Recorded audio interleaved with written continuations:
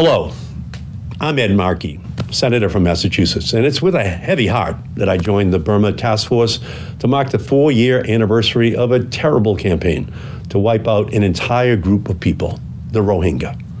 On that date, Burma's military and security forces began its pre-orchestrated clearance operation that bulldozed villages, killing tens of thousands and prompting hundreds of thousands to flee to neighboring Bangladesh to save their own lives.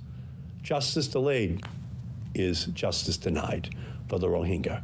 It is long past time that the United States joined the United Nations, many in the non-governmental community, and our allies to call the crimes by their accurate name: genocide. A genocide determination will make businesses and countries think twice about dealing with Burma's military junta, which will deny it the resources and legitimacy which it craves. The 700,000 who fled violence to Bangladesh, half of whom were children, face physical and psychological scars that may never heal. The architect of the genocidal action is now the self-appointed Prime Minister of Burma, making the return of the Rohingya perilous and unwise for the foreseeable future. Our job is to have their backs, and as such, we must work with the government of Bangladesh to ensure that we are not just providing life-saving aid, but also educational programming to arm the next generation of Rohingya with a more prosperous and secure future than the one before. That is what our job has to be. Holocaust survivor and famed author Elie Wiesel once wrote, "We must take sides. Neutrality helps the oppressor, never the victim." I applaud the Burma Task Force by taking that creed to heart in all that you do. You are doing God's work here on earth. Thank you for what you do every single day.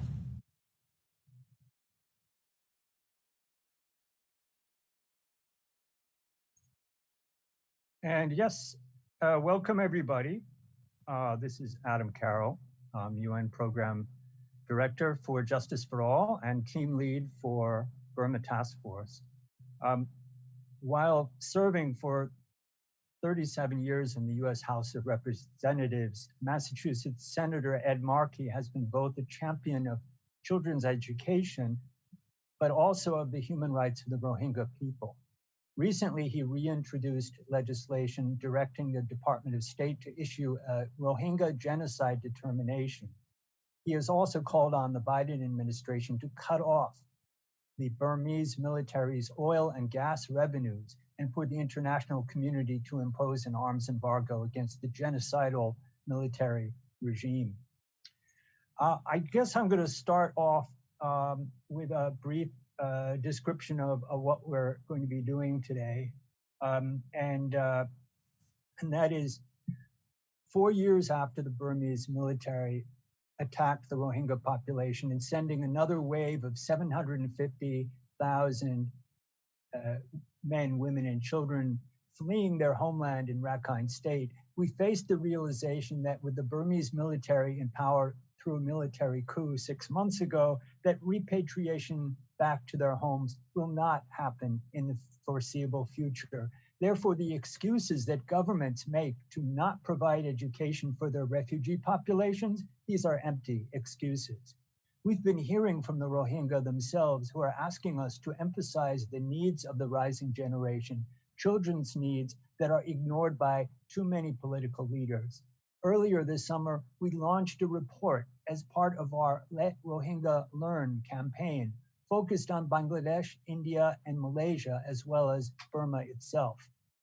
So what can we do? Let's start by hearing from Rohingya about what they want. With a combination of video and live speakers, today we will be hearing first Rohingya leaders about their urgent needs and priorities, second from allies in humanitarian and in human rights NGOs, explaining international legal requirements and opportunities for action. And then we will end with a discussion about what we can do, how you and I can both help. So I'm going to now move to our first video, which is, I should say that there's a number of speakers.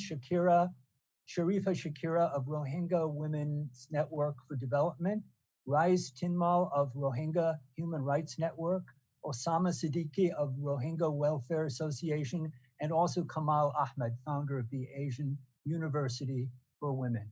So please see the video.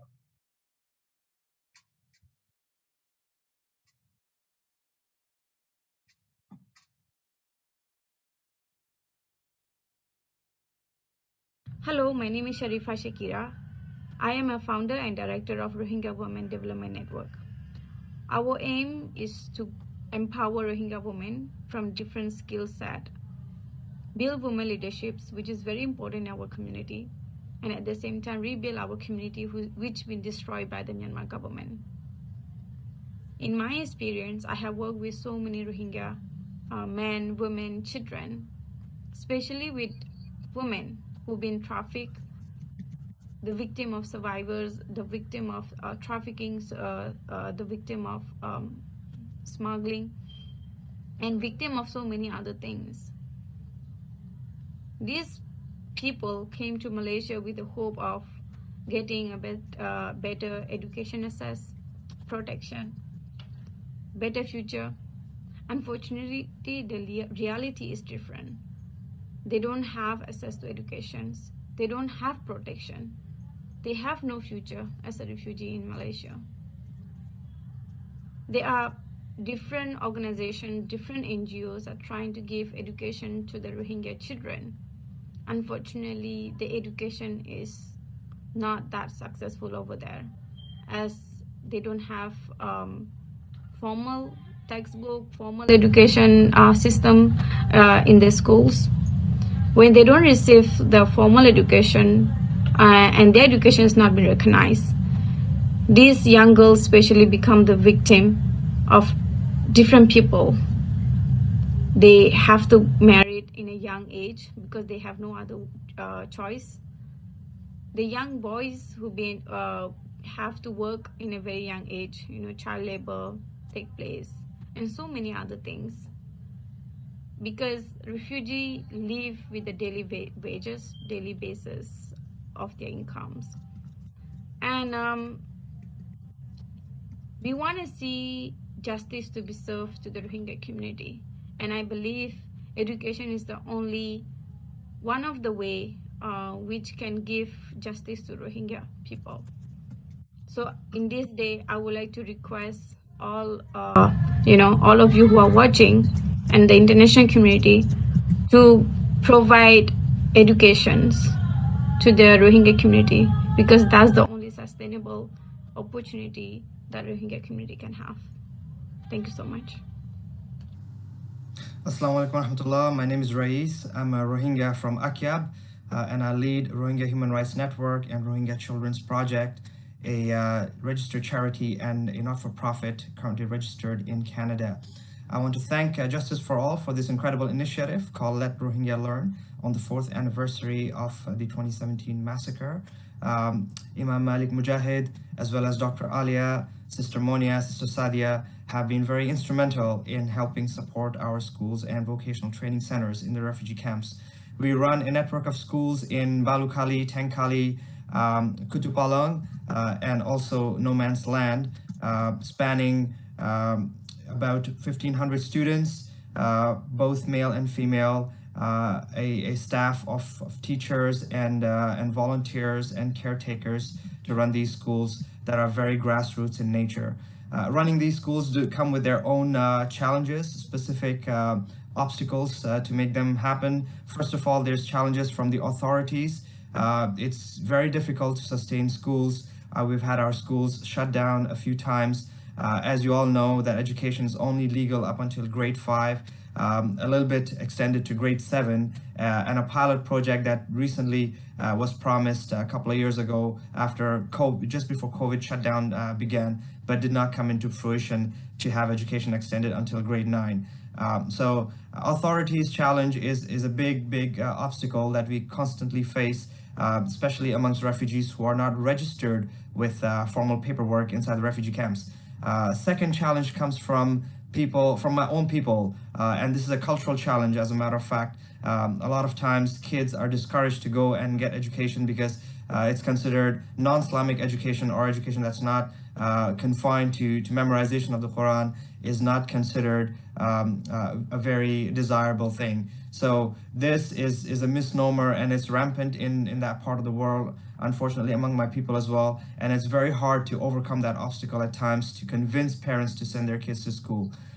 Thirdly, and very importantly, we've got challenges specifically pertaining to our sisters. A lot of times sisters who are as young as, in their age of puberty are required to get married and take care of their households. And even if they're enrolled in schools, by the time they get into grade 7 or grade 8, they're removed from their classroom so that they can go and get married and take care of their new families. And this is a tremendous challenge that needs to be overcome in the sphere of education of my people. Of course, not to mention, it's so hard to find female teachers who are qualified. And speaking of qualification, that brings us to the final challenge that I want to mention, and that's quality of education in the refugee camps. A lot of NGOs or even grassroots schools like ourselves that make an effort to provide education does not come into terms with the bare minimum quality that is met.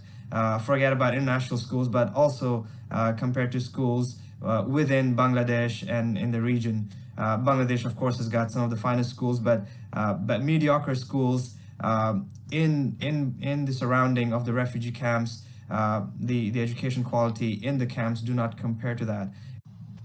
Being a Rohingya community member who born in host country, it was always difficult for us to get an access for education, especially when we were considered stateless. So having all the pain of education access and thinking about our new generation in refugee camps, we started something called Rohingya Welfare Association Schools with a group of Rohingya friends who are living abroad. We've been active for some time until the COVID lockdown started, but we are looking forward to expand this project. My special request for host countries where our Rohingya community are living, please get an access for our new generation for proper education and higher education as well, so they can stand on their feet and they can contribute in the societies where they're living.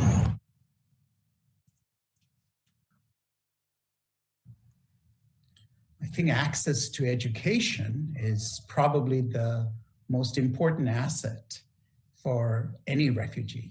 Think about it. They don't have a country.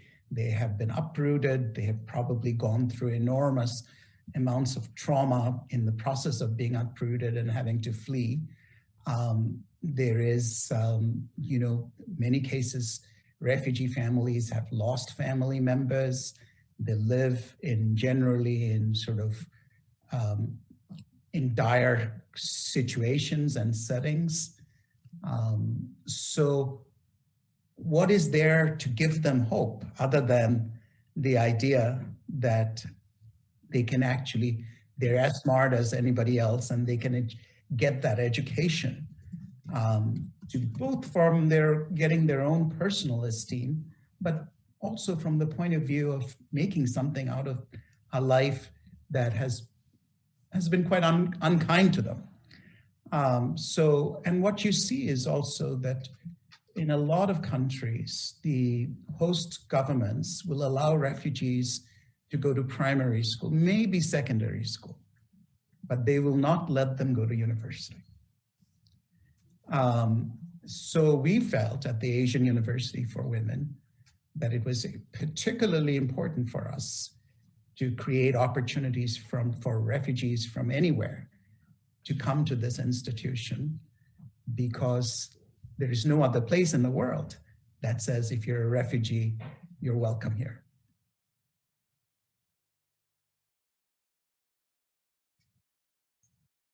Okay, I'm here back with you all.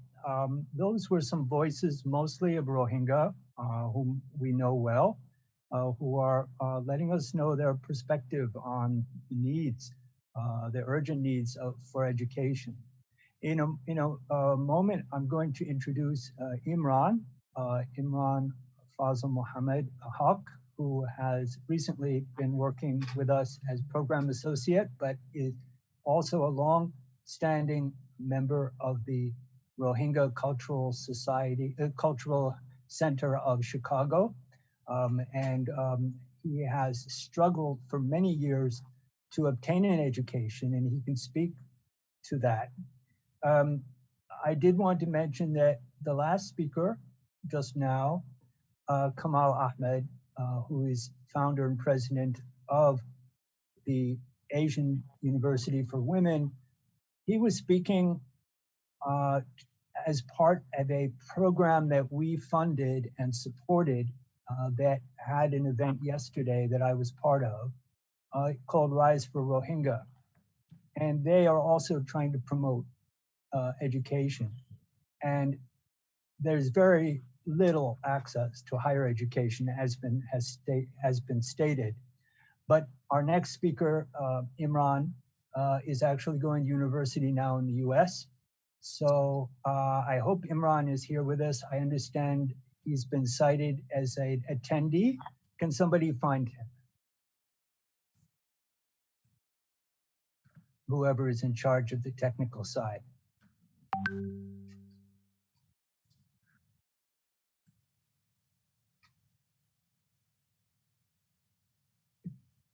And let me know if you're able to find him. And if not, yes, here I see him. He's a panelist. If you could just put him on the screen.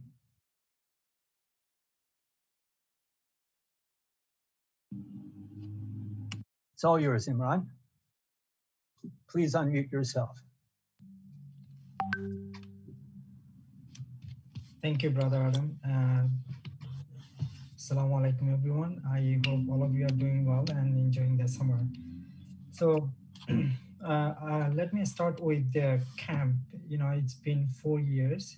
So when refugee left in 2017, we thought, you know, there would be a solution soon. But it's been 4 years and there is no hope at all. And we don't know what's gonna happen. So it's nearly 1 million refugees and half of them are children and they don't have access to education. They don't have access to proper shelter, almost nothing. So they're just going to be there, only God knows for how long. I left when I was very young. I was in Bangladesh. I didn't see any opportunity when I was there. Like I was young, I wanted to get an education, but I didn't have any opportunity there, and I didn't see that anything would change very soon. So I left. I went to Malaysia.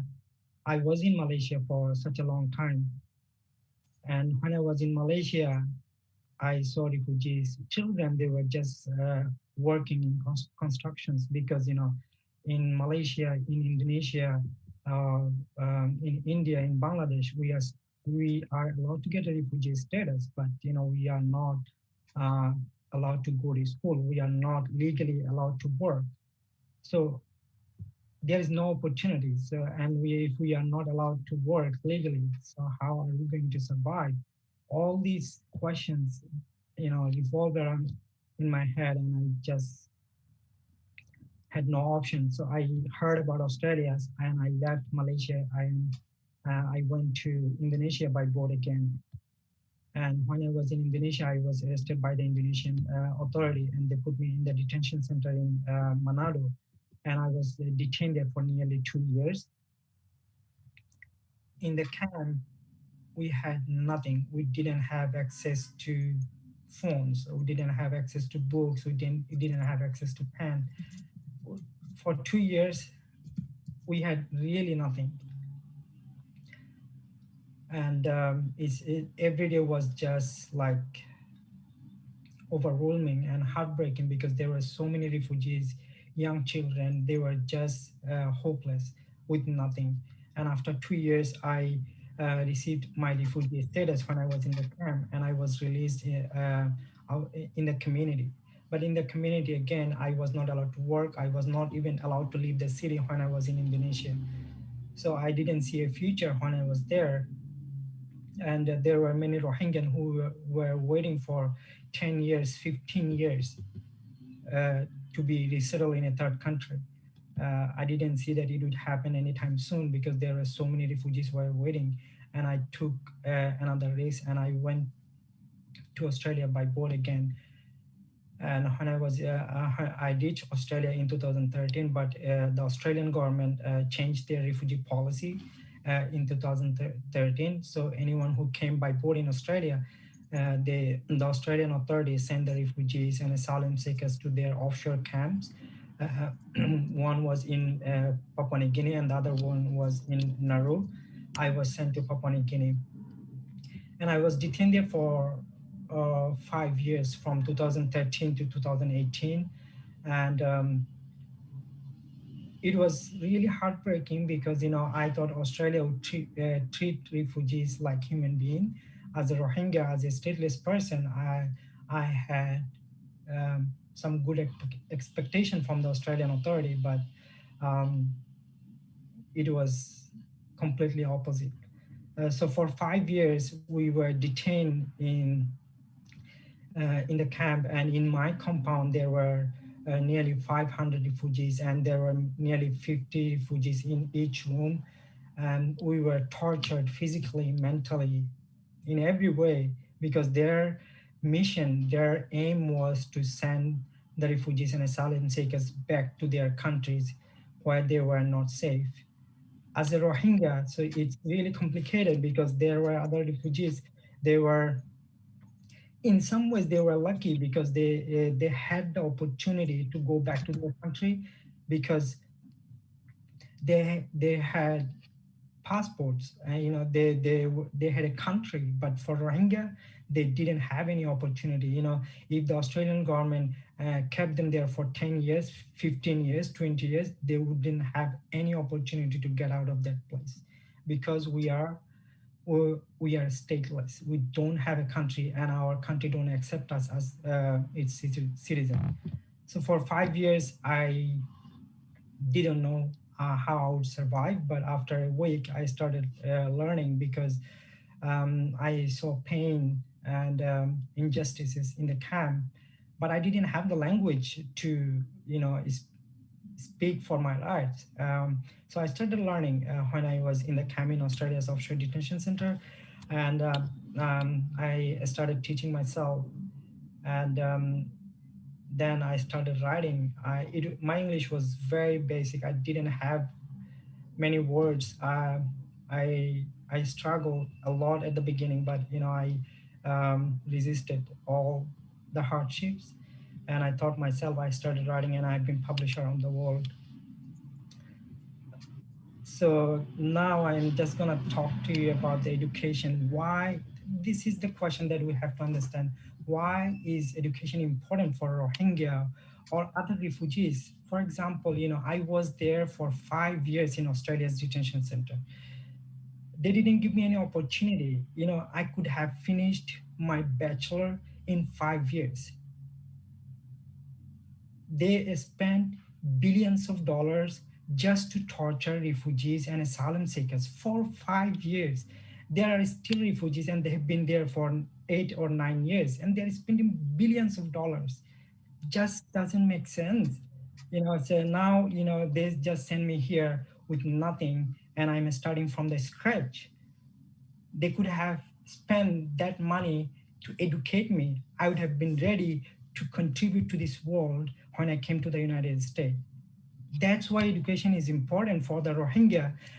There is no future, and we don't see that they will be able to go back to Myanmar anytime soon because the whole conversation has shifted. Now everyone is talking about the military coup, and they are talking about other issues. So again, Rohingya subject is forgotten again.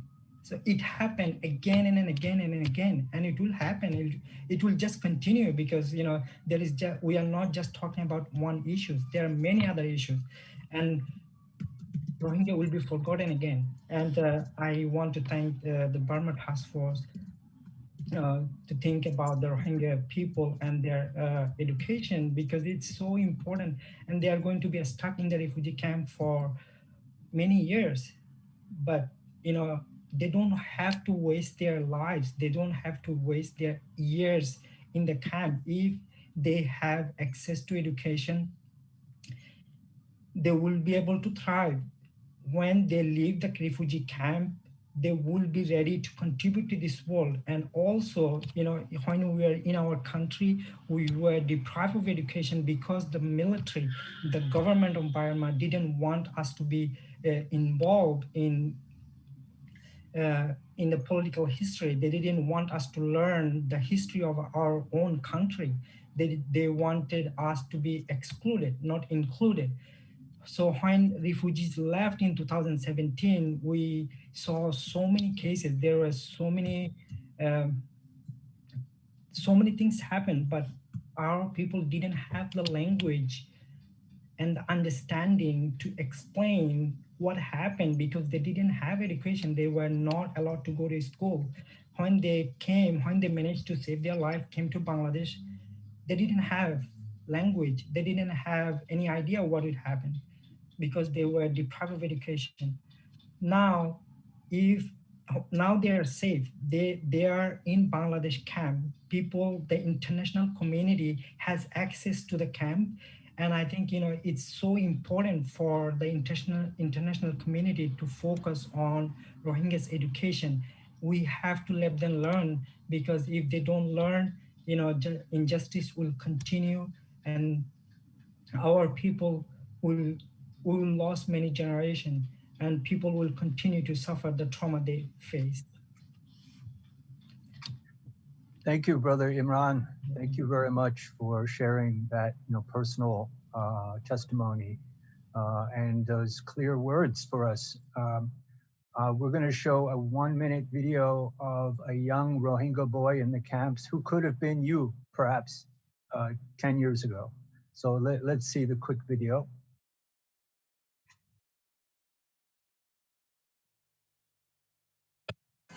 তো তন্নাং কিনা আমার তুই হবছরিস তুই এটা ফন্না হকলাস ফরস হড় ফরস এরপরে ইনর বাবুতে কিছু হজে আমার নাম ওই আছে এরপর আমি থেকে দেখছি ওয়ান অফ ব্লক F9 আমার নাম হচ্ছে ফার্স্ট ক্লাস তোর বয়স হবছরে 13 বছর তুই তো হাত কালাস ফরত দিন হড়ে ফরত দা স্কুল আছে স্কুল না এটা গরু করার মাস্টার এনজিও তো স্কুল হন না এন্দেলা হাত কালাস সরি বললা না দে তো তোরা ফরত দিন কি কিতাব কি বার্মা সাবজেক্ট বর্মার কিতাব জিন তোরা স্কুলত এটা হইতে এটা হগলাস হইছস এটা 3 ক্লাস হইছিলাম 3 ক্লাস তখন তুই 5 ক্লাসত তোর মম্মিকে আরো ফরি বললাম মনে আছে না আছে তো মম্মিকে ফরিয়ারে তুই যত ফন্না বজব তুই তো কি বইন্দ মনৰ ডরলে engineer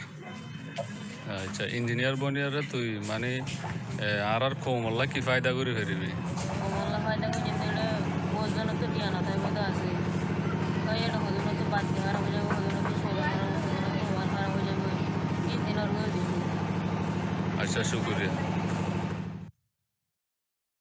Okay, we have partnered with a young Rohingya in the camps in Cox's Bazar who's been collecting video footage, and this is a work in progress, so some of this will be improved. But we have a video that we didn't play in the beginning. I believe our tech folks can find it. This is the one that we were going to introduce the program with originally. So I'm wondering if we could play that now. This is also including footage of the camps and of interviews with some young children that Abdullah collected for us.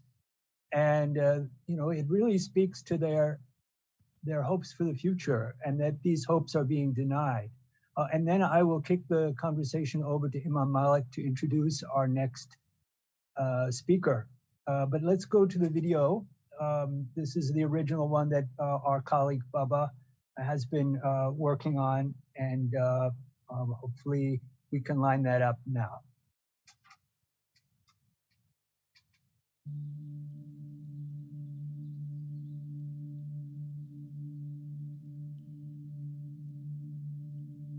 For decades, Rohingya children have been forced to remain illiterate. First, this was true in their homeland of Rakhine State, Burma. Denial of education was part of the policy of genocide. But now these same young survivors of persecution and mass atrocities are prevented from obtaining their education. Please hear the voices of these children.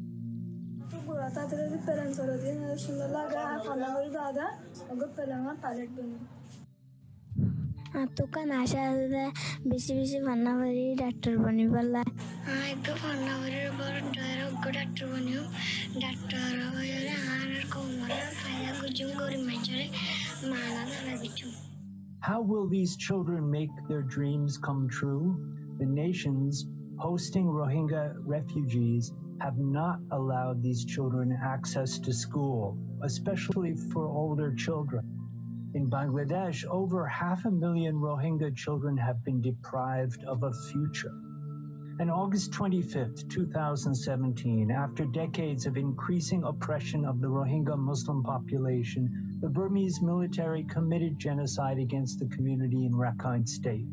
Now, with over 600,000 Rohingya refugee children in the crowded camps of Cox's Bazar, the government of Bangladesh has restricted children's access to schools.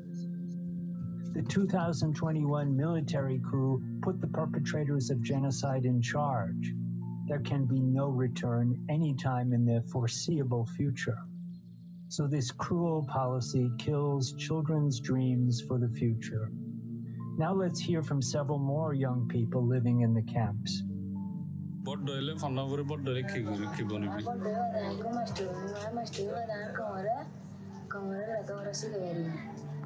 I go Panagori, engineer boni bade, notun, Sijakana line, Comor High. Chala Tamanagora, Domoro Kilbonium, Kilbonera, Manchara, Hojaribati, Rohingya children deserve the same as our children. Rohingya are our children. As the slogan goes, leave no child behind. But to make that plan a reality, we need your help. Let Rohingya learn.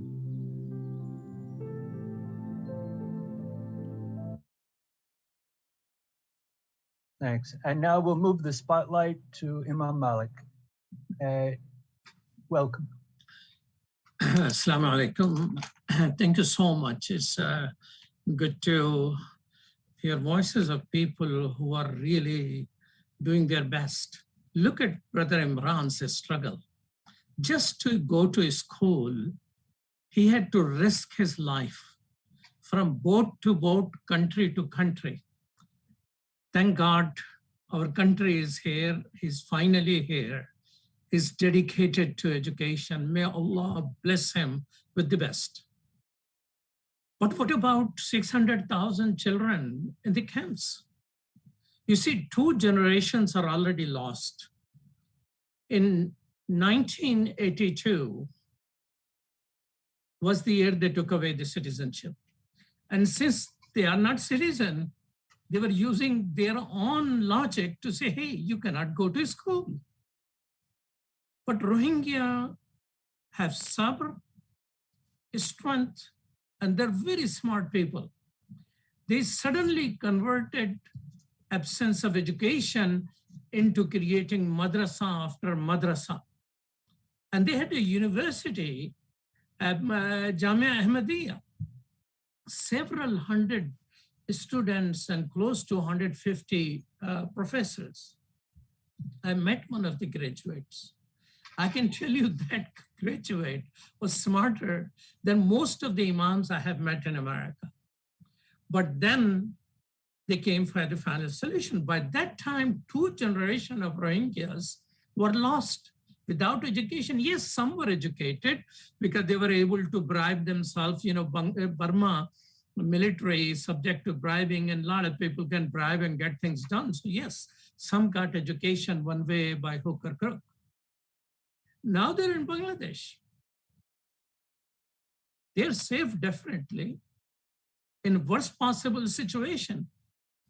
I mean, we created a little office there, a Burma task force, when we were initially, I arrived there within weeks, people start coming, and they were still coming in front of me, and it was monsoon and mud all over. And within that mud, with that little plastic and a bamboo, they're still in the same shape there. And within there, they have started madrasas and all that, because Bangladeshi government does not allow them to study beyond a 3rd grade. Is it human? Is it legal?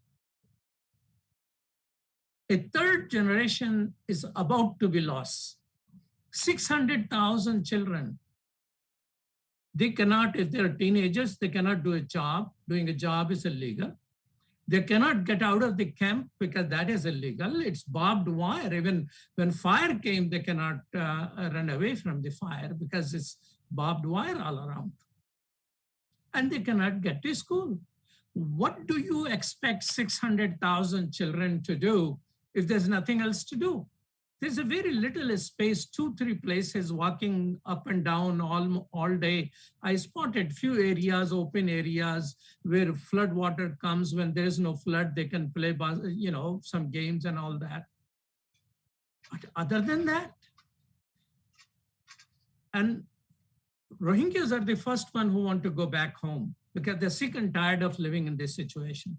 But they need to go back in a dignified manner as citizens, not once again slave in the concentration camps of Burma.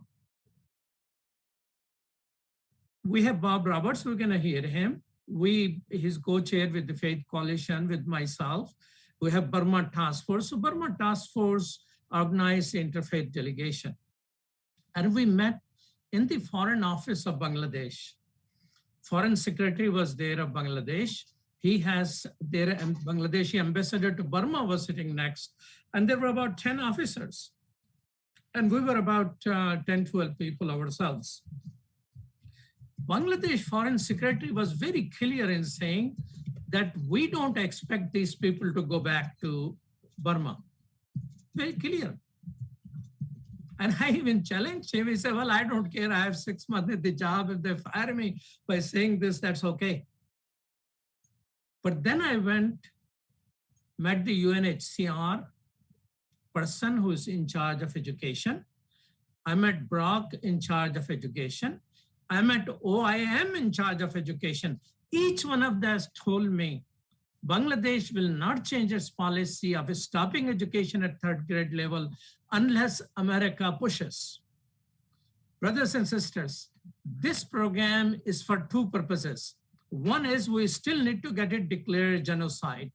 And we are in communication with White House and different people. The State Department is still under reorganization. And they are saying that in principle, there is no problem, it can happen. 2 things we are looking for. Rohingya, allow them full education. There are people like Rais who in a kamikaze way are opening schools, hurting themselves and taking a risk of, these are secret schools. They're not allowed to be open school. They are secret schools.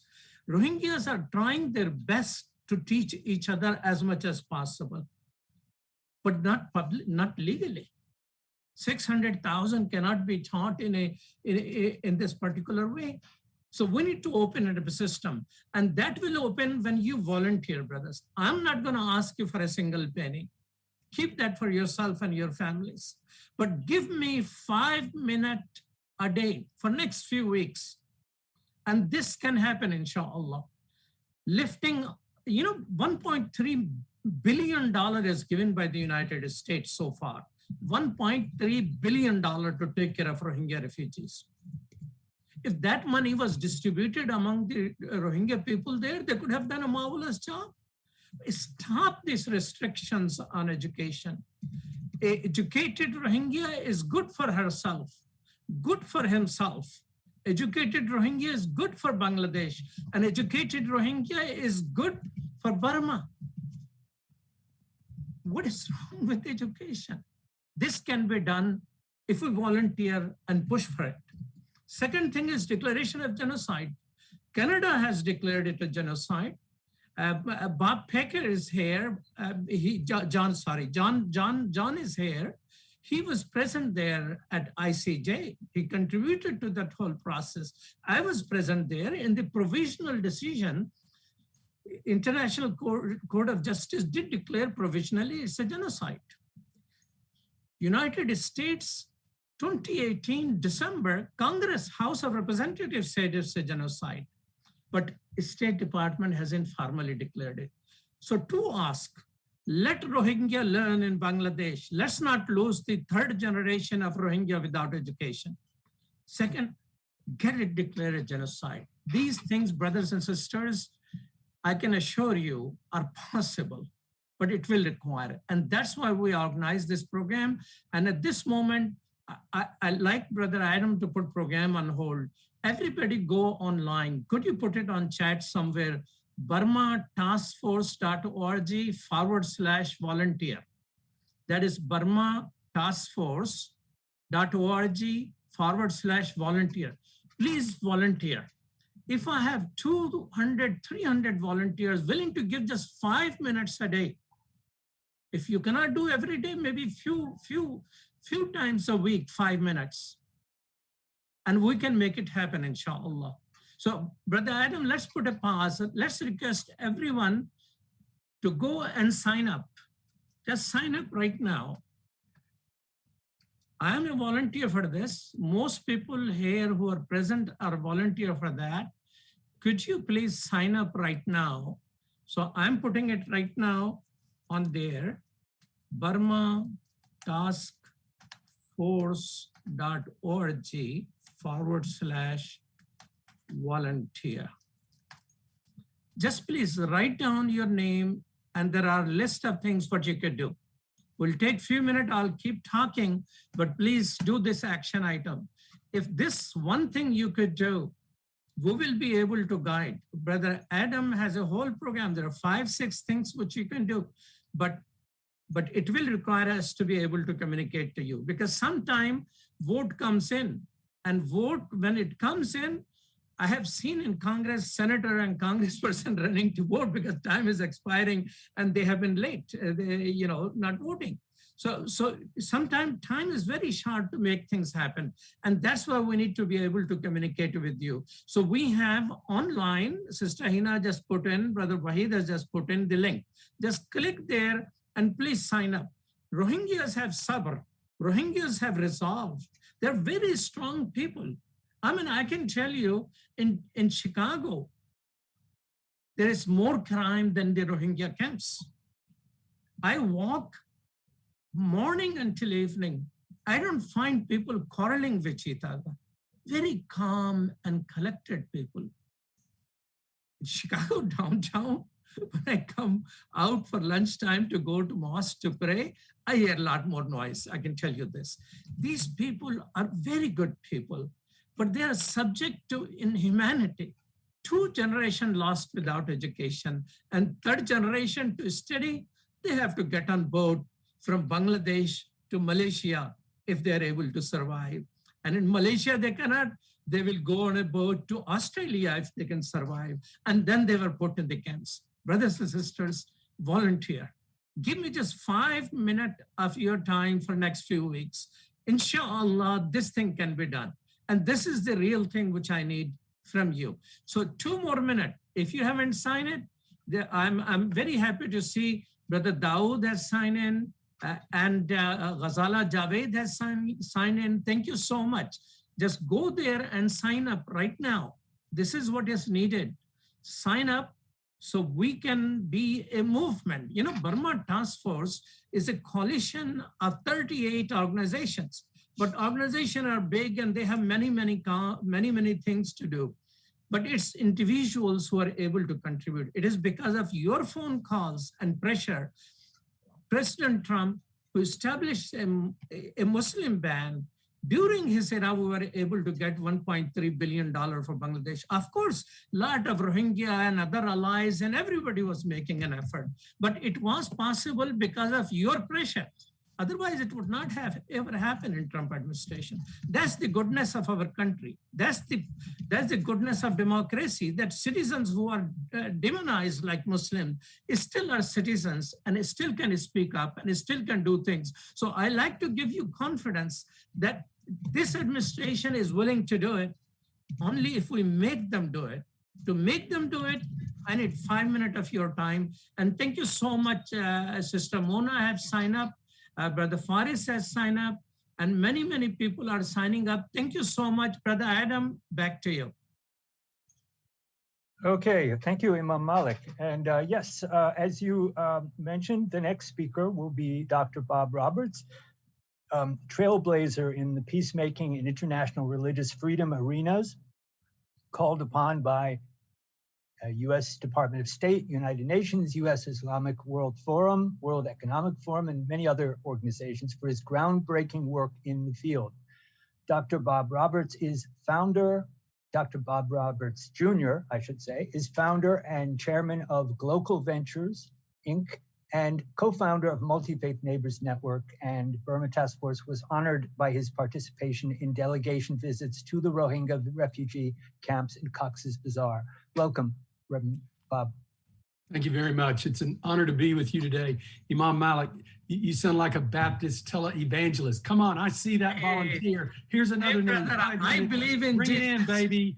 I believe in Jesus. You need to believe in Muhammad sallallahu alaihi wasallam. Who will be even? I believe in Jesus. You believe in got it going, man. I love you, Malik. So I don't hold it against me, people. I'm an evangelical. I'm just a happy one. And I'm an apolitical one. I believe in helping people more than I do promoting candidates. So 2 or 3 things I would just say to you. Number one, I believe in Malik and all that he's done. I'm Imam Malik, I'm sorry.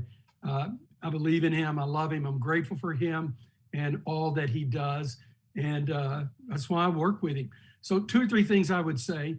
Number one, we have to be done with this conversation about declaring genocide. It just needs to be done. I don't care if you're listening to CFR, the Brookings Institute, take your pick. Everyone knows that it's a genocide. We talk about what's going on in the world right now with American presence. And the truth of the matter is we've stumbled over ourselves in the past few years, both parties, over how we have handled global affairs. There's some things that are just easy. Declaring this a genocide is a no-brainer. It makes us kind of look dumb or behind the scenes or ignorant not to do that. I was so disappointed in Mitch McConnell. I just knew, I'm Southern Baptist, he's Southern Baptist. I just knew that, you know, we could push him and talk him and he would get on board with that. He wouldn't do it. And it's tremendously disappointing to me. The big deal was, well, Aung San Suu Kyi, it may create problems for her. Well, I don't want to create problems for Aung San Suu Kyi, but I don't want to ignore 1 million people either. That's wrong. And when I look at what's going on in our country, we need to do some of the no-brainers. We don't have the best image around the world. And this is an easy thing. Most Americans would agree upon. It needs to be done. There's been a bill in the Senate for years where it's both parties. It's ready to be done. And I would encourage the Biden administration to do it. This is, you're looking for things that are bipartisan. I honestly believe President Biden means it. Well, here's a no-brainer. Just do it. People aren't going to gripe. They're going to clap. Aung San Suu Kyi is no longer in power. So Mitch McConnell gives you a hard time. He gives everybody a hard time. Just do it. I think it's critical for us to respond to this. Here's a second thing I would say to you. And I love what Imam Malik was saying about volunteering. I think that's the key. The best way to get advocates for what we're doing, frankly, is when you get people that are volunteering and they're getting their hands dirty in a physical sort of way with Rohingya. They're doing medical clinics in the camps. They're doing educational clinics in the camps. It doesn't just help those that need education and health issues. It builds a loud coalition because it takes money to do this kind of work. And so you have to go to your donor base. And we're learning. We started an organization with Imam Majid and Muhammad and myself and Rabbi David Saperstein called Multi-Faith Neighbors Network. And we're mobilizing evangelical Christians, Muslims, and Jews to literally do humanitarian projects together. And we're finding it's having radical impact all over the US, Pakistan, Sudan, Uzbekistan, Kazakhstan, I could go on. We need to do that here. We need to mobilize Muslims and Christians and Jews right here in the States to volunteer, because I know Imam Malik is just fine working with Christians and I'm just fine working with Muslims. As a matter of fact, I think it's a fantastic way of overcoming the fear that we have of one another. You know, when you're walking in a camp and you're trying to help somebody, you just want to help them. You may be concerned about your faith, but if somebody's beside you and they're Muslim or a Jew and they're saying, let's help this child, well, we're going to help that child. And so I think it's an opportunity. Second of all, I think to work with the Rohingya, there is an opportunity to do something that I think could really help put the Rohingya on a map in a very significant way. And that's this. We're going to see more and more persecution of Muslims and other religious minorities around the world. And so I look at what's going on with the Rohingya. There were challenges with Syrian refugees. We know what's going on with the Uyghurs and now the Afghans. And I think Rohingya provides an opportunity to build a global framework, not just for the Rohingya, but what is a transferable framework for all of these crises in the world. Now, I want to be careful what I say here because I may be ignorant to something, but I'm in Dallas, Texas, where one of the wealthiest and one of the preeminent man who helped put universities online is. And I guarantee you, if he knew about this, is there a way we can put schools online? Is there a way that on their mobile devices, I don't know. I don't know the details. It sounds like it's illegal to have schools in the camp, Malik, that we went to. I don't know. But is there a way that we could literally put elementary schools with Rohingya teachers that are here in the state teaching the classes? If we can, we've got the technology. Is there a same way to do that with the university? Yes. This young man, Imran, if I understand properly.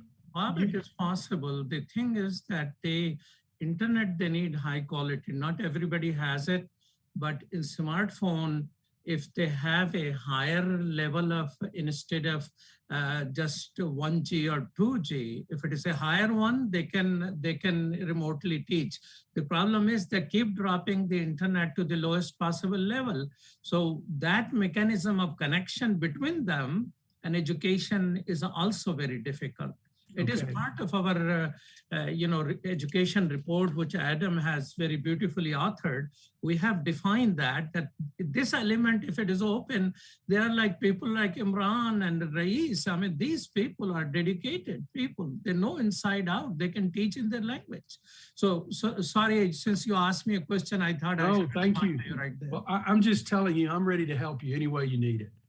I mean, if I can help you with your university, if we can pay to get more power, but if it's taken away from us, I understand.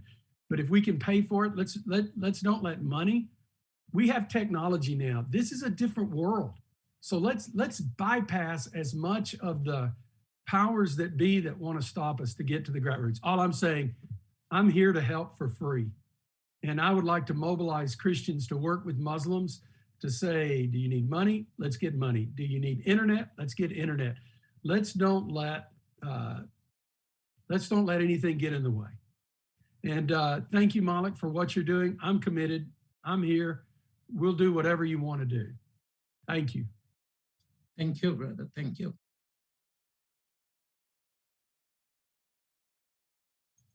Thank you very much. Yes, I'm back. We're going to show a video from some of our colleagues working with the refugees. This next video segment includes 3 speakers: Jessica Olney, independent researcher who's worked with BRAC University Foundation, followed by Dr. Alia Khan of Canada, who's very extensively involved in humanitarian projects. Her presentation will be followed by Saifullah Mohammed, a Rohingya youth activist in Canada. He's recently graduated from the journalism program and has gotten a master's in peace and conflict studies at the University of Waterloo. He's co-founder of the Canadian Rohingya Development Initiative. So I'd like to turn it over to the video next. Yeah, I just wanted to use the last of my time to just really uplift the contributions of Rohingya refugee youth in Bangladesh, and also their motivation and dedication and curiosity. I've had the real honor of working in an educational and training capacity with hundreds of camp youth over the last few years. And these are some of the most motivated, curious, ambitious students that I've ever met.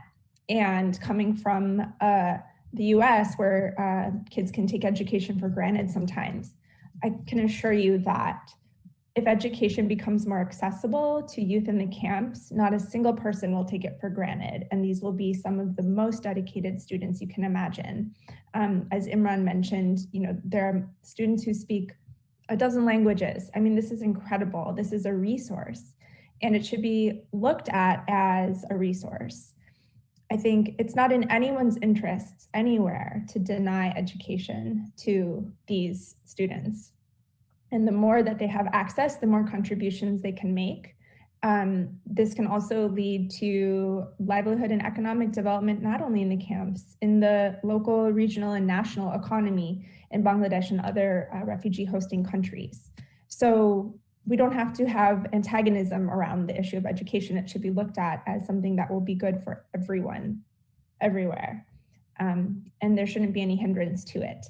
And yeah, I just want to uplift the role of both community educators and students. If they cannot access community learning spaces, they access learning resources online for self-directed study, which someone asked about in the questions. If internet access is not available in the camps, people will literally climb to a hilltop in the dark at night just to access internet to watch educational, videos on YouTube. That's the level of motivation that we're talking about. And so I just want to uplift that and,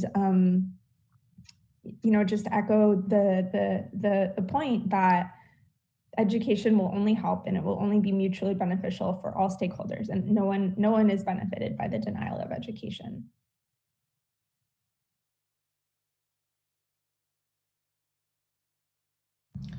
Assalamu alaikum and peace be upon you all. I would like to thank the organizer for the hard work and dedications that you have put to make this important event a reality, and all for your support and solidarity toward the Rohingya people. Rohingya genocide didn't start on August 25, 2017, but yes, on that day, the Myanmar military launched clearance operations to systematically remove all the Rohingya people from their land by burning villages, killing and harming tens of thousands of people, and enacting sexual violence against the women and children. Nobody knows how we felt and suffered when we lost many innocent souls in Burma. If you visit in the camps in Bangladesh, there are widows, orphans, rape victims, all types of people you can see. Even though the government, military, civilians push us hard to driven us out of the country and kill our loved ones, we still stand in solidarity with the Burmese people and want to join to defeat terrorist military for an inclusive democracy. It is still our wish to forgive and forget, to move past this manufactured conflict and return to the peaceful state of cohesion that once worked for everyone in Burma. Earlier, there were military barriers, government policy hurdle, constitutional block. Now everyone is equal. Now we need each other, but I feel like we are still considered foreign bodies in a conflict zone. If you want to move the movement healthier, more participation is needed. At this moment, humanizing one another is very important. People in Burma are fighting for democracy, releasing their political leaders, and defeating the dictatorship. But we as a Rohingya have more than that on our plates. We are fighting for our recognition, identity, our citizenship, repatriation of 1 million Rohingya people, human trafficking, Bachanchar issue, education issue, healthcare issue, most importantly, the justice.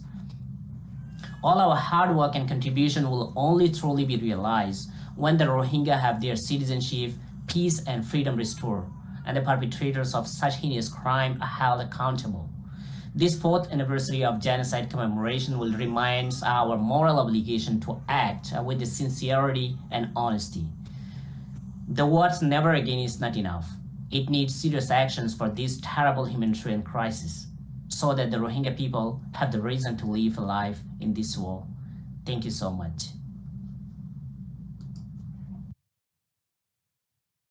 Bismillahir Rahim. Alhamdulillah. Wassalatu wassalamu ala ashrafil anbiya wal mursaleen. Assalamu alaikum and greetings of peace to all of you.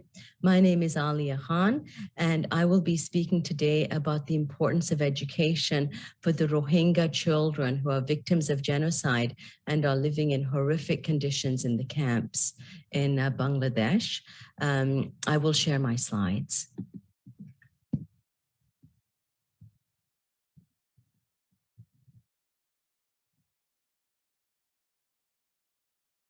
So we know that the Rohingya people are victims of genocide and are currently stateless, and they have fled religious persecution.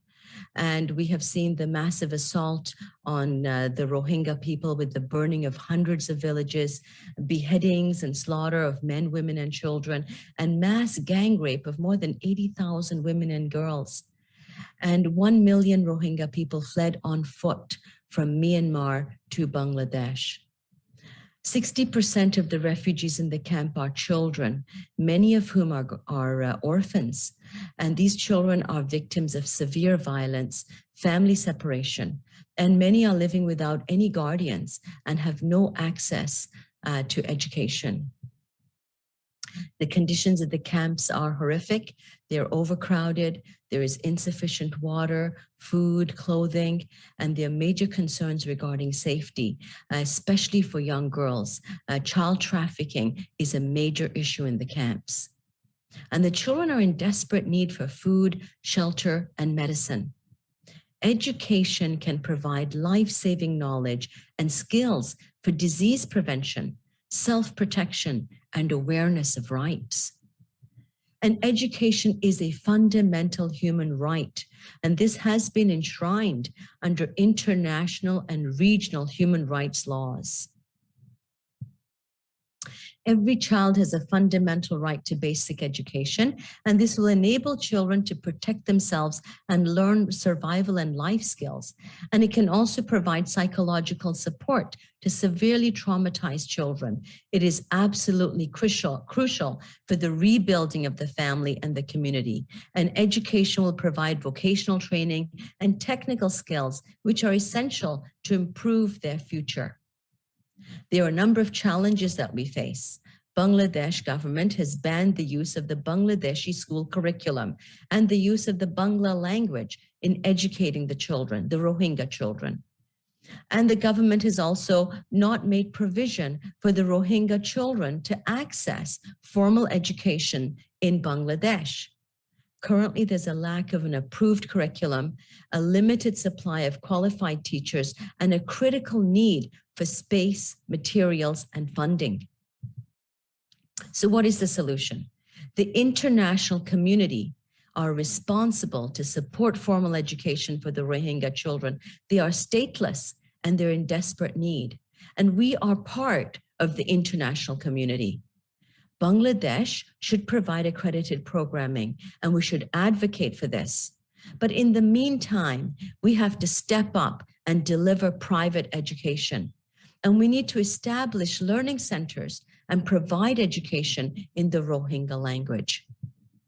And we have been working with Extreme Poverty Projects Canada in providing education for the children in the Rohingya, language and also in English. And we are delivering grades 1 to 10 in the Rohingya refugee camps.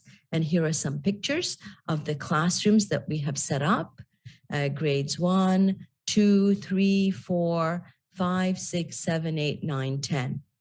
But remember, there's 500,000 children in these camps. And so this is just a drop in the bucket. And we all need to be part of the solution to be able to meet the needs of all of these children in the camps. But it can be done. And if we work together and work collectively and sincerely to please Allah subhanahu wa ta'ala, inshallah, our efforts will be beneficial. And remember, the Prophet Muhammad, peace be upon him, said that whoever amongst you sees an evil action, let him change it with his hand. And if he cannot, then with his tongue. And if he cannot, then with his heart. And that is the weakest of faith. Jazakumullahu khairan, my dear brothers and sisters. Assalamu alaikum. Subhanakallahumma wa bihamdik. Ashhadu an la ilaha illa ant. Astaghfiruka wa atubu ilaik.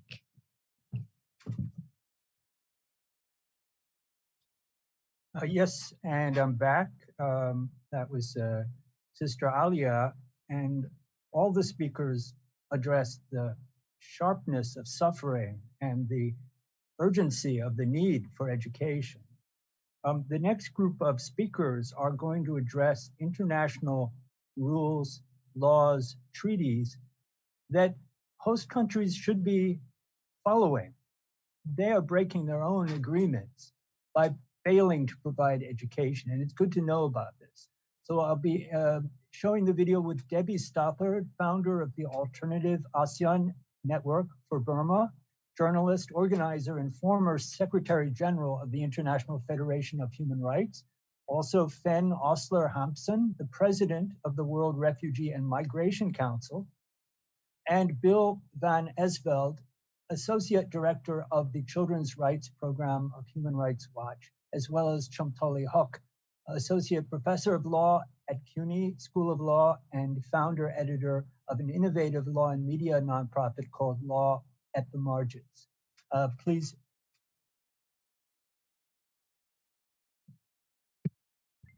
I'm Debbie Stothard, founder and coordinator of ASEAN Burma.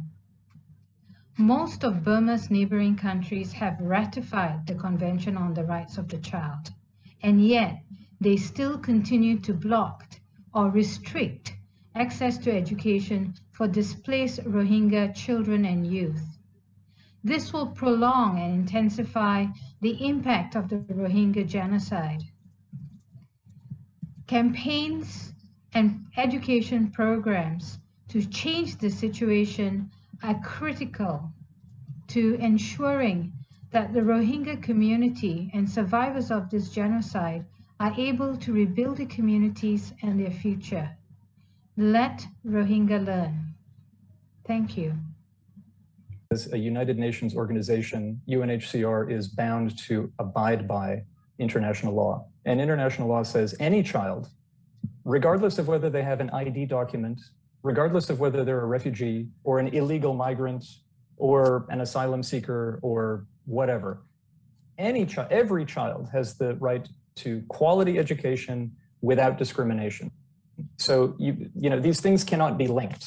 Whether you have an ID card or not, under international law, if somebody is imposing that policy, they're violating international law. Now, I know this is a complicated question. Human Rights Watch just put out a report about how UNHCR is actually responsible for collecting biometric information from Rohingya people without telling them that they were going to share it with the Myanmar authorities that had persecuted them. So, you know, there are not necessarily clean hands here, but if that's happening, it shouldn't be. It's out and out illegal.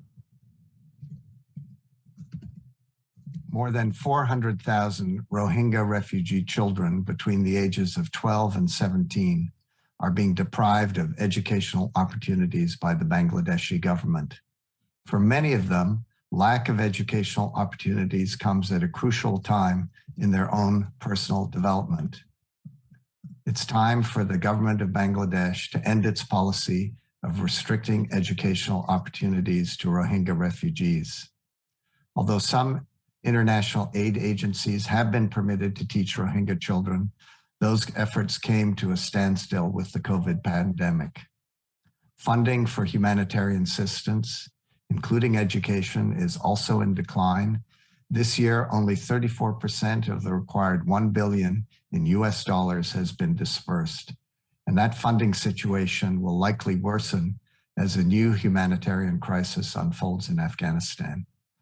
The Bangladeshi government's excuse that refugees will be returned to Myanmar within 2 years is not an acceptable justification for restricting access to formal education. The government has blocked efforts by humanitarian groups to construct proper school facilities in Rohingya camps. Temporary learning centers and classrooms are woefully inadequate. The government of Bangladesh has a clear legal obligation to comply with international standards. Those standards are clearly laid out in the Convention on the Rights of the Child and the Convention on the Rights of Migrant Workers. Both clearly state that all children should have access to education on an equal level as nationals of the country in which they reside. The government should also take immediate measures to provide better security for refugee women and girls and address the problems of sexual and gender-based violence. Hi, I'm Shamtoli Huck. I'm an associate professor at CUNY School of Law in New York. I have, throughout my professional career, advocated for the human rights of all peoples, and specifically have advocated for the rights of Rohingya. Today, I want to specifically talk about the right of education for Rohingya children. The right to education has been recognized as a human right in a number of international conventions, including the International Convention on Economic, Cultural, and Social Rights, which recognized the availability of free education, secondary education for young people, regardless of where they are born. Education is a pathway to higher education and for economic opportunities. So educational right must be preserved, particularly for communities that have experienced persecution. Rohingya children deserve the right to an education. They deserve the right to be educated in their own language and culture. Because they are being persecuted based on ethnicity, it is important that these cultures and language be preserved. Moreover, because eventually safe repatriation consistent with human rights is the goal, it is important to make curriculum choices that would be least disruptive to the education of Rohingya children. I defer to the teachers who know best on what that could look like. That may mean an education in Burmese, English, as well as Bengali. In the pandemic, the education is being accessed via the internet and remotely. So in addition, in order for Rohingya children to access their right to an education, internet mobile service must not be blocked. They must have access to their classes via the internet. As a US-based Bangladeshi and law professor, it is important that the government of Bangladesh not obstruct the ability of Rohingya children to obtain an education. And it is up to the entire international community to support Rohingya children in this right. This is not the responsibility of only one nation, but that we all collectively must advance the rights to education for Rohingya children. Thank you very much. And that's a strong reminder, of the, well, we could say education is a no-brainer, but that might not make sense logically. But it's obvious that education only benefits everyone concerned, and that it's absolutely a matter of right and justice, and that the struggle for justice, for education, are combined. So we have one more speaker before we are going to move into a discussion format, which we hope that John Packer will be joining. But our last scheduled speaker is Monia Mazik, a Canadian author and human rights activist. You may already know her. She was thrown onto the public stage in 2002 when her husband, Maher Arar, was deported to Syria, where he was tortured and held without charge for over a year. I remember that very well. She campaigned tirelessly for his release, and in 2008, she published a memoir, Hope and Despair, about her pursuit of justice. In 2012, her novel, Mirrors and Mirages, was shortlisted for the Trillium Book Award in French. So welcome, Monia.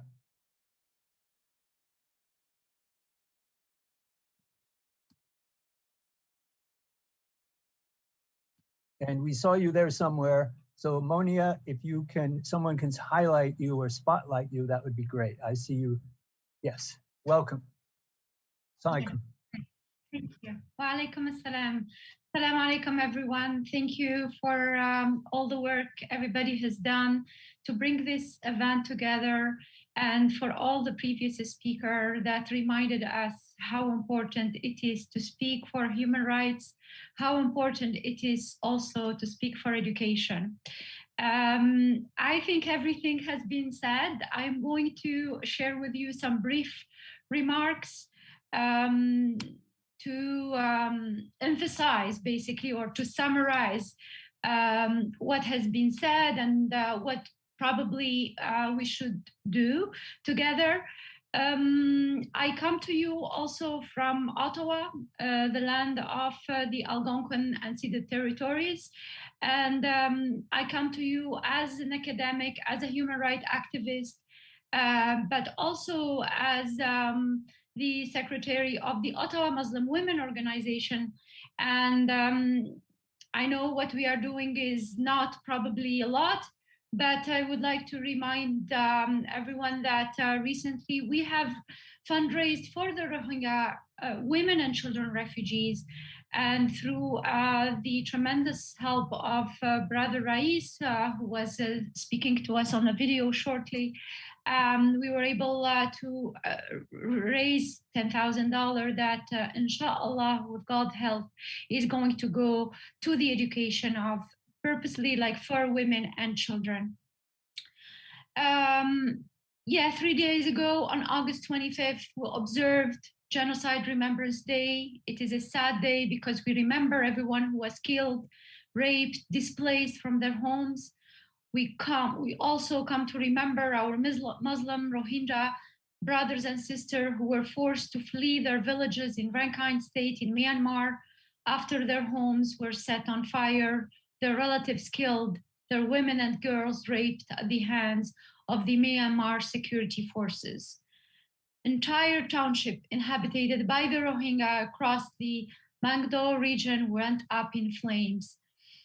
But this is not, unfortunately, even if it is worse now, it is not true. It's not new, sorry. For decades, especially recent years, Muslim Rohingya have lived in fear, persecution, where the Myanmar authorities stripped them from their citizenship, as you know, in 1982, and denied them their basic rights to education, to live in dignity over there.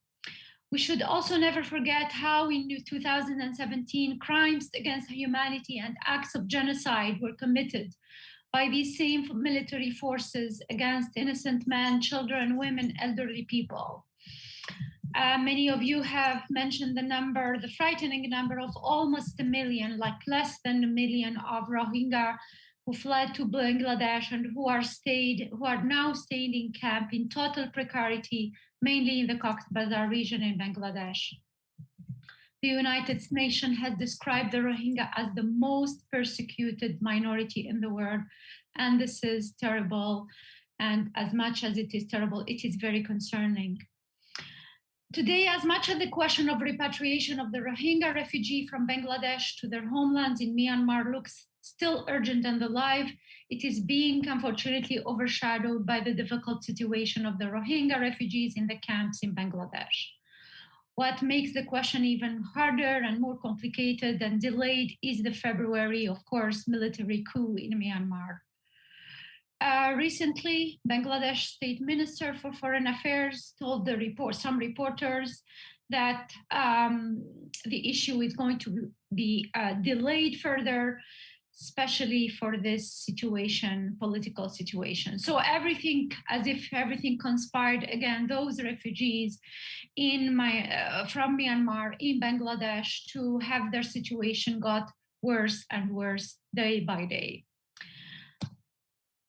2/3 of those who attempted dangerous journey from Bangladesh to other places or from Myanmar to Bangladesh are women and children. So people are still trying either to flee Myanmar or to flee Bangladesh. So the situation is still, again, very, very difficult.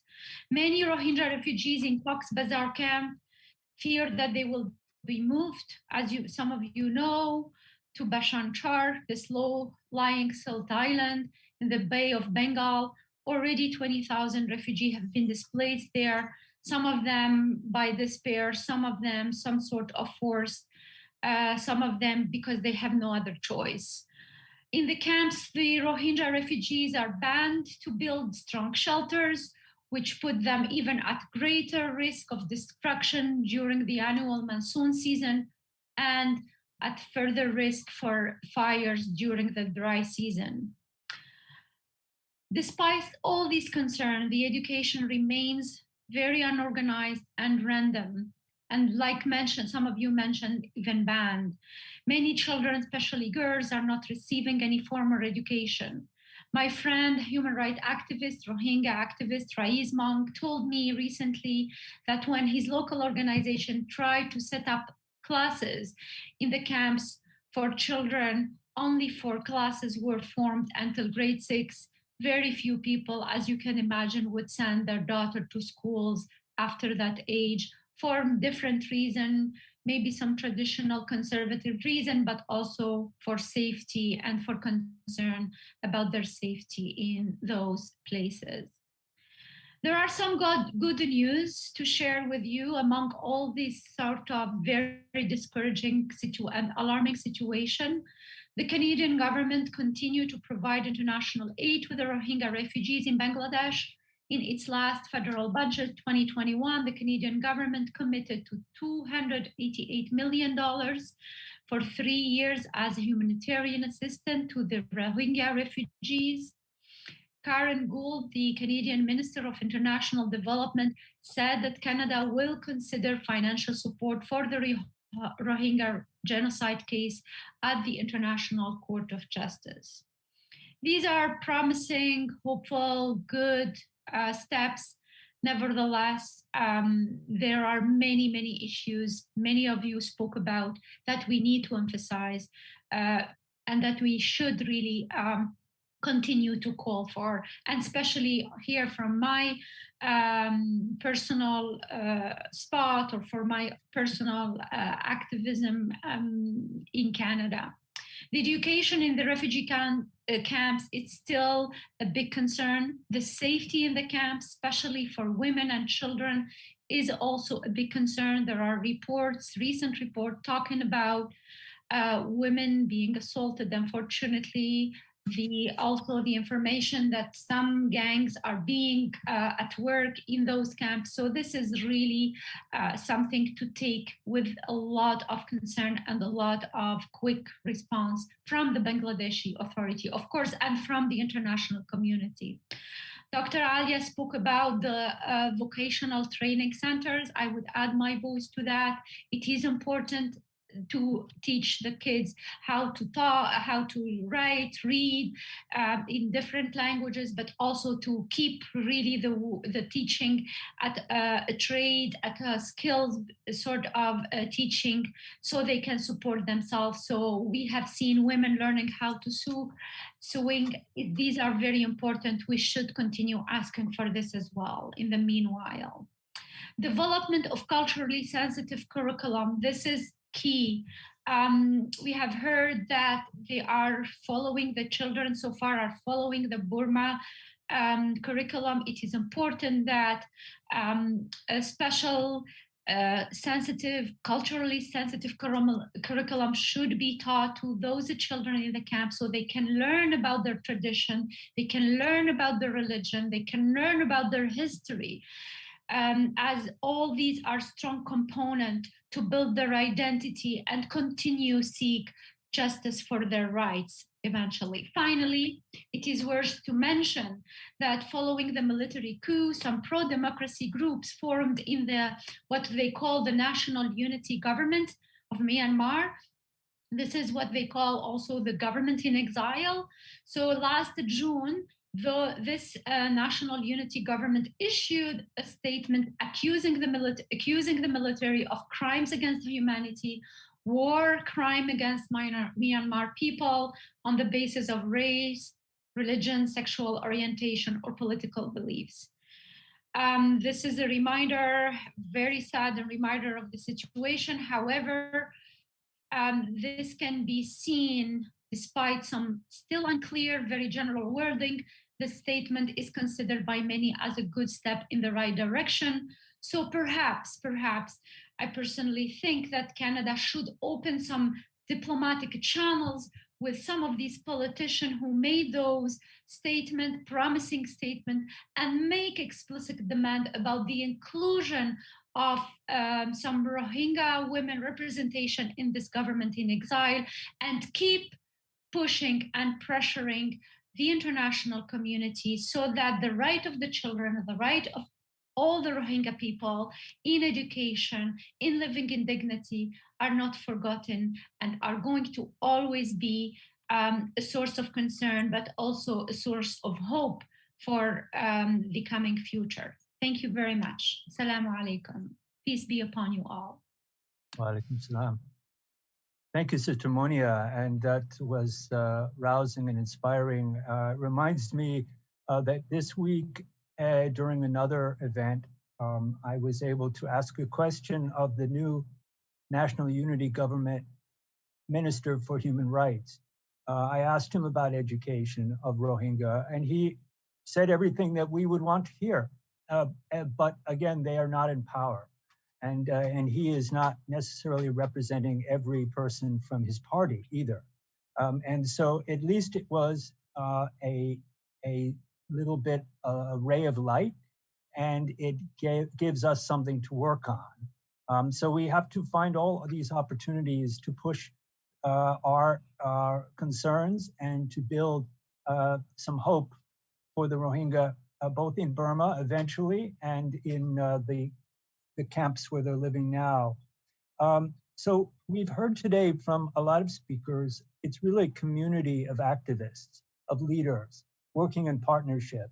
And I should acknowledge that the organizers are a partnership between our US office of Burma Task Force and our Canadian office as well. And you may have noticed a number of Canadian speakers. And so I think that's very important. We need to coordinate, we need to work together. So for the last part of this panel today, there will be a bit of a discussion that I hope our chairman, Imam Malik, will host, discussing a little bit, reviewing and discussing what can be done. I hope Sister Hannah Zuberi, our DC office, our Justice for All Director, and will join, and also Professor John Packer, speaking of Canada. He's Associate Professor of Law and Director of the Human Rights Research and Education Center at the University of Ottawa. So I'm going to turn it over to you, Imam Malik, to host this last section. And I hope there can be some discussion, maybe for 10, 15 minutes, as long as you want. So okay, over to you. Well, thank you so much for all of you. For a large number of people are watching on Facebook and YouTube as well, and good number is here. The bottom line is that, crises keep coming up, and there are many causes Muslim work on. But we're looking for some of you to give us some time in next few weeks. So sign up as burmataskforce.org volunteer, and I will keep making that pitch. But may I ask Professor John Baker, which I have seen have been singularly focused on providing the academic depth to the argument of genocide. John, take a few minutes before we start welcoming questions. Well, thank you very much, Imam Malik, and thank you for the initiators of this event, and also the contributors who were all very elegant and earnest and impassioned and persuasive. Of course, for me, I'm convinced already that all that needs to be done, and so I think it's important that we persist now. And some things are coming together which are important. Before I forget, let me also congratulate Saifullah for completing his master's degree, and I look forward to his ongoing writings. Just on the question of recognition of genocide and why it matters, allow me, first of all, to clarify that, as was pointed out, that the US Congress and the House of Representatives in particular, previously, long ago, recognized in 2018 by an almost unanimous vote, I think it was one vote against, if I recall, the recognition of genocide against the Rohingya. And I understand that there was a majority in the Senate, including a number of Republican senators who wrote collectively a letter pressing the then Trump administration to recognize. But at the time, as Bob Roberts pointed out, Mitch McConnell refused to allow the vote on the floor of the Senate. And that was because he was concerned about protecting his friend, Aung San Suu Kyi, who was then the nominal head of was the actual foreign minister of Myanmar, and was in some kind of an apparent transition, hopefully to more government and so forth. So that fact, it has totally changed, of course, as a result of the coup d'etat on the 1st of February, which is an entirely illegal coup d'etat. There is no doubt that this is simply a gang, a junta, led by Min Aung Hlaing, General Hlaing, who is also personally responsible for the genocide. Aung San Suu Kyi, all her hopes and aspirations, of course, have been essentially laid bare and undermined and turned over, and she is now facing long-term incarceration and sanctions. But moreover, the National League for Democracy and it's more specifically the National Unity Government, which it comprises, has acknowledged the genocide and has, as was just mentioned, committed to taking steps to repair and to take all the steps necessary to hold those who are individually responsible, and for the state to take its responsibility. So there is no longer an obstacle that Mitch McConnell had in mind that could have been an obstacle. In fact, to the contrary, it is no longer consistent, even with Aung San Suu Kyi and the NLD, to obstruct that vote in the Senate. More than that, the United States of America is now looking really spectacularly inconsistent, because the Biden administration has recognized the Uyghur genocide on, frankly, a much shorter time period, much less evidence, a lot of evidence in my opinion, but less than in the case of the Rohingya, which is really overwhelming, decades of public available information. So let me just give you 3 reasons why a recognition of genocide of the US government administration is crucial and really needs to be sooner than later. First of all, the fact of the matter is that the United States of America, for better or for worse, as some may say, is still the leader of the democratic world.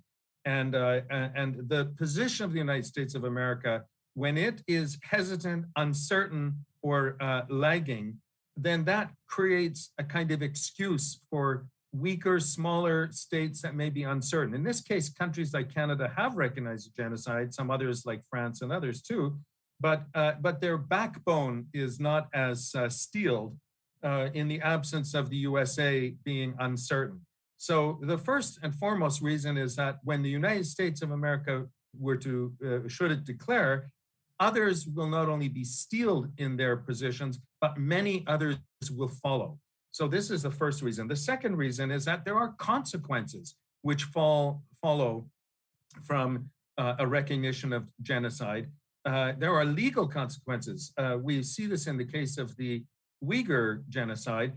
There will be immediately implications for trading, for business activities, because it is illegal to contribute to or be complicit in or simply to be passive in the light of a duty to prevent genocide, to prevent its ongoing nature or its possible organization or conduct. So the consequences are substantial. And we know that right now, to interrupt the trade benefits that the junta business benefits are gaining, that would be a huge consequence of designating the genocide. And the third reason I want to emphasize why the Biden administration must now declare genocide is that in the light of the case at the International Court of Justice, which is proceeding, it would absolutely expose the Tatmadaw, because now the National Unity Government and the NLD have distinguished themselves, have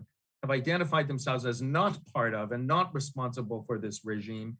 And so in the International Court of Justice, it would be sensible that the United States of America and many others would now support the process on the side of the Gambia, ask for publicity and public information in the process, and make very clear that the Tatmadaw are those that actually bear the responsibility and will be held accountable. So those are three important reasons why the United States of America and the Biden administration should be called upon vigorously to recognize the genocide. And finally, let me just say, I so support all the remarks about education. Ultimately, education and all the efforts to work together in this regard are vital for the continuation of the vitality of the Rohingya as a people, as a community. And so I support that. Thank you very much for everything everyone is doing. And thank you for allowing me a few minutes to speak.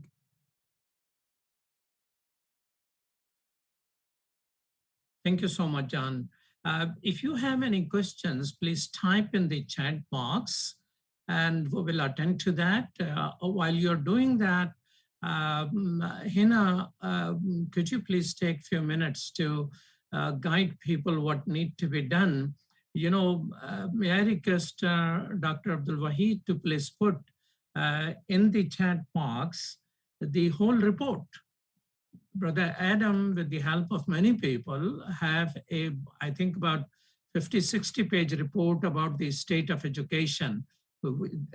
Each one of you need to pick up and provide to your congressperson that particular report, as well as, you know, educate yourself. But the main thing is to volunteer. So please put that on. And Hina, please go ahead and share your thoughts.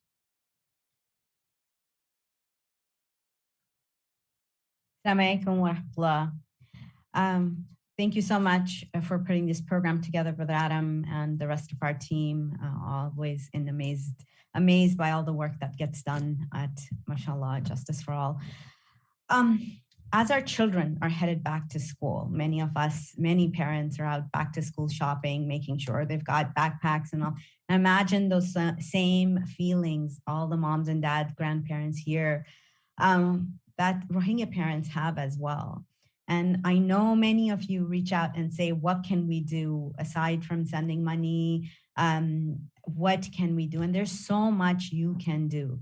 I'm just going to put down 4 just action items that people can take today.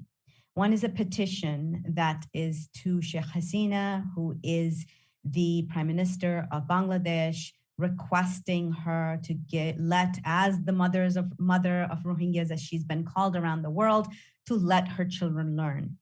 And we would like you to not only just sign this, but also let's make this viral. Let's get thousands of signatures. Let's get real push on this. It's a global petition. Anybody anywhere in the world can sign it just to get some attention on it. And so I'd like everybody here to at least commit to get 10 people to sign it, share it in your WhatsApp groups, on your Facebook page. Let's get this going. The second is a organizational letter. This is a letter that is just organization based. So if you're a part of a masjid or of a church or an NGO, a nonprofit, a school, please get your leadership to sign this letter. This is something that we have done this before, and it's gotten attention in Bangladeshi press, in Bangladeshi media, so to put that pressure on the Bangladeshi government. So that's another thing. So that's the second link that we've shared. The third thing that we'd ask you to do, and this is extremely important because behind the scenes, this report that we've shared this with the entire Congress and Senate. We are following up with meetings on almost a daily basis with Appropriations Committee, the Foreign Relations Committee, Congress people, senators, trying to get them to push the State Department. Basically, what we're asking, just as is noted in the report, is that donor countries continue to convey the gravity of the ongoing crisis to our European and Indo-Pacific allies, and to push for multilateral economic and diplomatic pressure on Burma, as well as continued humanitarian support for those in need. But along with this, we want monies for education to be earmarked so that when our tax dollars are being sent over to Bangladesh, that a certain amount of money is earmarked for education, and continued US support to be conditional on such funds being properly spent. The US should directly fund and evaluate educational programs in partnership with Rohingya teachers in the camp. As major donors such as Canada and US, our partnership should not be limited to UN agencies or with the local government. Civil society has a crucial role to play, and we commend grassroots efforts made by Rohingya people themselves, but this must be considerably scaled up to be effective. We should work to empower such Rohingya self-reliance, and we discourage and not discourage it as the current policies do. Now imagine this message being sent out by your Congress people to the State Department, by the State Department to Bangladesh. And this doesn't happen in a vacuum. It needs pressure. When we walk into offices, on Zoom these days, they will tell us oh, we've heard from XYZ constituents. We need constituents to be calling. So please, on Monday, set your calendar, just daily make a call. I mean, it doesn't take too much of your time. We've got the script ready. Just pick up the phone and tell your congressperson to call the State Department. Aside from this, and we want to make sure that the education is for boys and for girls. And attention should be paid to educational needs of host nations, especially the most immediate vicinity to the camps as well, because we do not want people in Cox's Bazar to resent the Rohingya. So it would be great to spread that love of education. Many kids in Bangladesh themselves are suffering from a lack of education as well. So basically that's the maiden. Obviously volunteer. Once you volunteer, then we know we can count on you, that you can send this message out to other people in your communities. And look out for, this link is for the United States, and on Monday you'll be receiving Canadian folks, inshallah, especially if you volunteer, will be receiving the Canada-based email or calling tool link. So that's it from my end. And I really, really hope that we can, just as God has told us that you feel for your brothers and sisters, you want for your, لن تنالوا البر, right? We will not get to that level of bir unless we want for them as much as we want for ourselves. So, keep that in mind when you're keep dropping your kids off to school or sending them off to university and college, inshallah. And writing those checks, right? So, inshallah. Assalamu alaikum. Thank you so much, Sister Hina, who does a whole lot of things for Justice for All. He joined Burma Task Force 3 years ago. Thank you so much. I mean, those things which need to be done, 3 items are clearly written there in the box. And the 4th item is volunteer. So we can tell you as things come in. So it is important for you to please sign up. We're not going to take a whole lot of time. I like to conclude. I'm looking at the chat box. I didn't see any questions for anyone.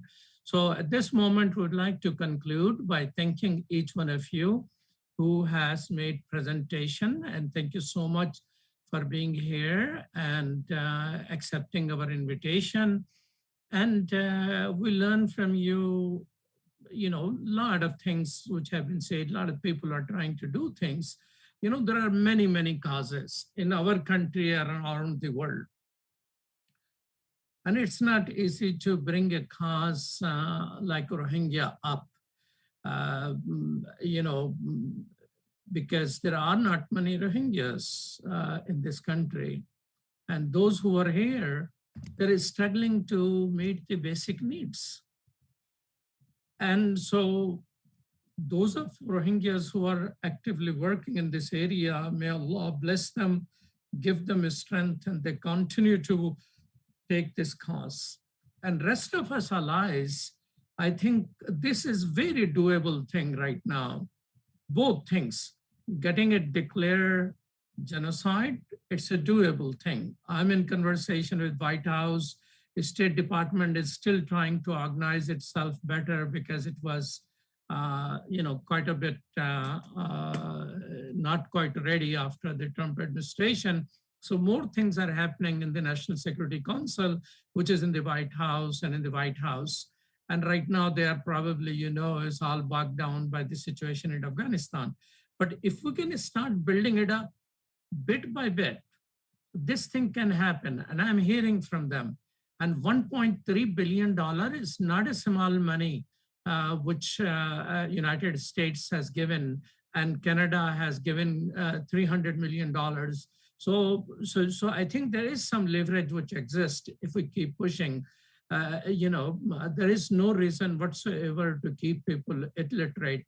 So please sign up, copy the material which is already there, and may God bless you. May God bless Rohingya people. And may God bless everyone who is striving for freedom, justice, and equality. والعصر إن الإنسان لفي خسر إلا الذين آمنوا وعملوا الصالحات وتواصوا بالحق وتواصوا بالصبر. سبحانك اللهم وبحمدك نشهد أن لا إله إلا الله نستغفرك ونتوب إليك. السلام عليكم ورحمة الله وبركاته.